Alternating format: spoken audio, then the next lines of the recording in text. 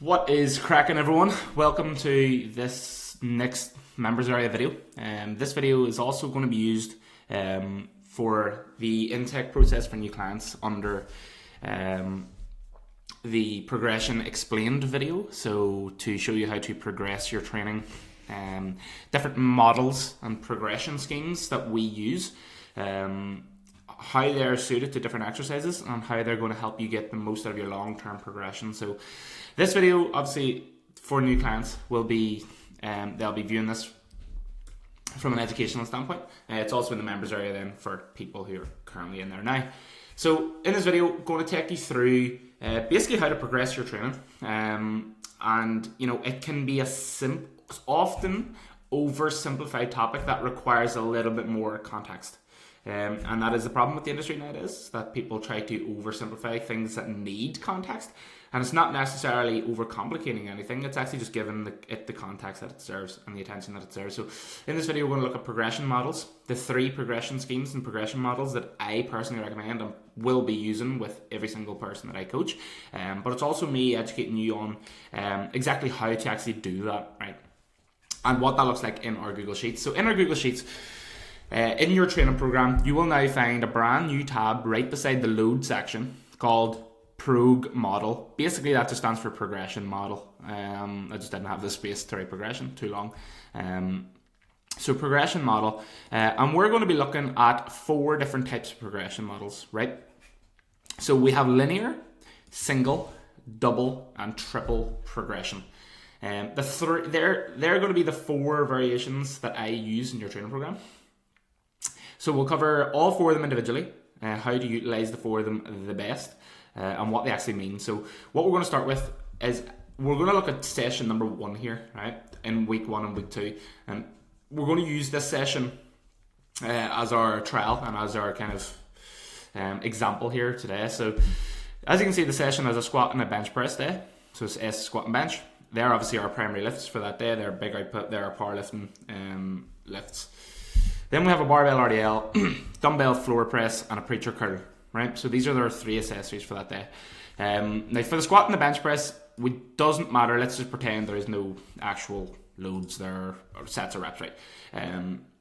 But typically linear progression, when you see that beside squat and bench press, right, is typically just going to mean one thing. It's linearly increasing one thing over time, and it's usually going to be load or reps. Now, linear progression and single progression are basically the exact same thing. It's just different kind of variation of it for the squat, bench, and deadlift versus an accessory exercise. So whenever you see linear in the progression model, it just means that one thing is changing over time, and it's usually linearly increasing in repetition or in weight, right? Most times it's going to be weight or RPE. So if you have 3 sets of 5 on squat, RPE 5, week 1, 6, week 2, 7, week 3, 4. That's just simple linear progression model. Or it could be 3 sets of 5 at 100 kilo, 105 kilo, 110 kilo, 115 kilo. That's just single or linear progression throughout a block. So that's what linear would stand for. And that's really, really simple over the weeks.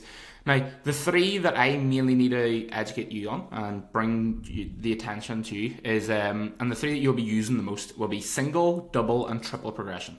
Right, so single, double, and triple. This is where you actually have to do things and think about how you're actually planning out your training for the entire block.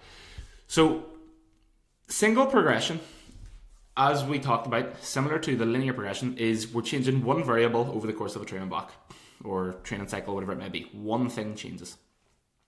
Double progression will see 2 variables change over the course of a training block, and triple progression will see 3 things change over the training block.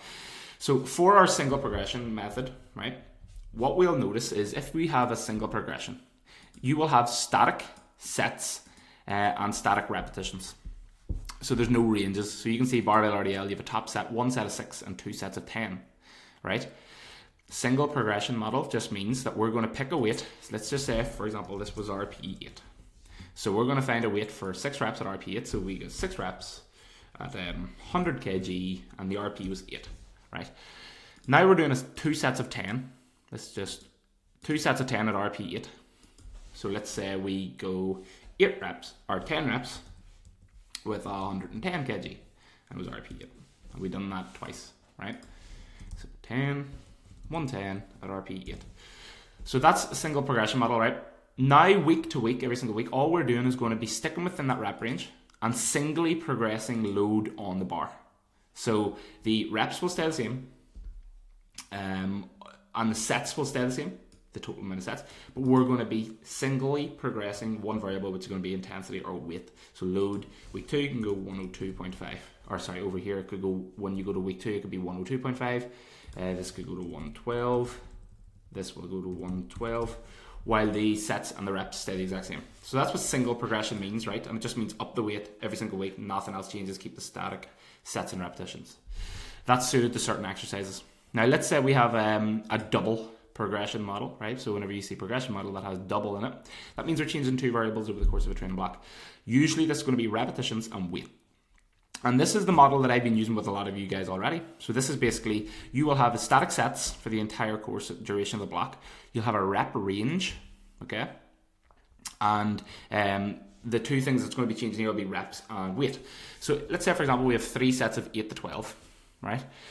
At RP 8 to 10, 8 to 9, right? So you might do 3 sets of, basically we have to get to the top end of each rep range first with a certain weight before we up the load and drop down in reps. So say, for example, we do 3 sets of 12 at 50 kilograms. Then, now that we're at the top of that rep range, we'll go 55 kilograms the following week for 3 sets of 8. Then our goal is to build that 3x8 with 55 kilograms up to the end rep range throughout the course of a block before we upload again. And how quick you move up through the reps is completely dependent on how intense the actual sessions are. Some people takes them 2 weeks to get through a full scheme of this. Some people might take 5 weeks to really up the reps because the RP is that high and it's that heavy and it's that intense. So double progression just means you're getting to the top of each rep range first with a certain load, and then we're going to up the load and drop the reps down and restart that cycle and do that consistently throughout a full training block. Now, the last one is triple progression. I use triple progression for quite a lot of stubborn muscle groups, also a lot of smaller muscle groups, and also muscle groups that react a lot better to kind of an increase in volume over time and not necessarily intensity or weight lifted. So we're looking at, like, you know, delts, triceps, biceps, specifically here. And these muscles are usually muscles that, you know, have a short runway of progression. So you can't, like, consistently add 2.5 kilo to your hammer curl every single week for 16 weeks straight. It would be stupid. You just couldn't do it. It's impossible. And usually the jumps up in these small muscle groups are fairly intense. So triple method of progression means we're changing 3 things at the same time. So yes, we are changing progressing through reps and sets, but we're also progressing through our sets as well. So reps and weight, is progressed, but we're also progressing through our sets. So what we'll do here, right, is we have a set range and a rep range.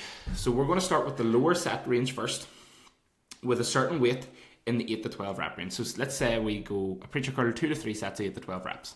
Let's say the RP is also 8, right? So let's say we use 15 kilograms to start off. So we're going to use 15 kilograms. We're going to start off with 2 sets of 8 reps. We're going to build that 2x8 to 2x12. Then we're going to add in 1 set to go to 3 sets of 12. Then we're going to up the weight to 17.5 and drop back down to the 2 sets of 8. We're going to build that 2 sets of 8 to 2 sets of 10, then 2 sets of 12. Then we're going to add that 3rd set in to 12 reps. Then we're going to up to 20 kilograms and drop down to the 2 sets again. And then we're going to do 2 sets of 8, 2 10s, 2 12s, build that up in the double progression scheme. Then we're going to add that 3rd set at the end of the block, and then reduce or increase the weight and reduce the sets again to 2. So basically, we're starting off with the lower set range in the range that's there, and the lower rep range with a certain weight. We're going to first bring that certain weight to the highest end rep range within the sets that we started with. Once we achieve that, we're going to up the sets, and then we will have the highest set and the highest rep with the current weight that you're doing.